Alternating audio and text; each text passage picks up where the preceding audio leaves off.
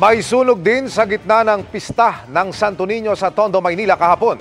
Dalawa ang nasawi. Nakatutok si Bea Pinlac.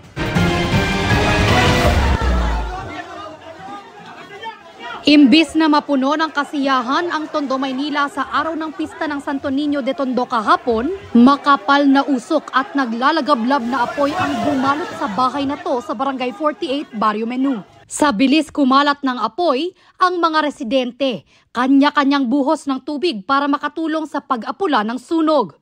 Kita pang sumampa sa hagdanang tauhan ng barangay para isalba ang lalaking natrap sa ikatlong palapag ng nagliliyab na bahay. 9 na pamilya ang apektado sa sunog na tumagal ng humigit kumulang kalahating oras bago tuluyang naapula pasado alas 5 kahapon ayon sa mga otoridad. Isang senior citizen ang sugatan. Akala ho namin okay na. Kasi yung senior citizen na nailabas namin, na lapnos yung likod, bali napadala ho namin sa ambulansya. Patay naman ang 58 anyos na lalaki at kanyang pamangkin na 43 anyos. Nakita ko yata yung pamangkin na malapit dun sa hagdan, na parang gagapang pababa.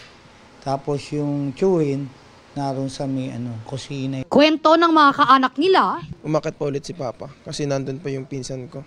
Hindi na po sila bumaba. Mahal na mahal ko si Papa. Hindi ko po papabayaan si Mama at kapatid ko. Sobrang sakit. Di din naman po inaasahan na ganong mangyayari. Sakit, siyempre. Hindi ko man in-expect na. Hindi ko man in-expect na babalik ate ko eh. Ate, pasensya. Hindi ko alam na bumalik eh. Inaalam pa ang sanhi ng apoy na nagsimula raw sa ikalawang palapag ng bahay. Para sa GMA Integrated News, Bea Pinlac, nakatutok 24 oras.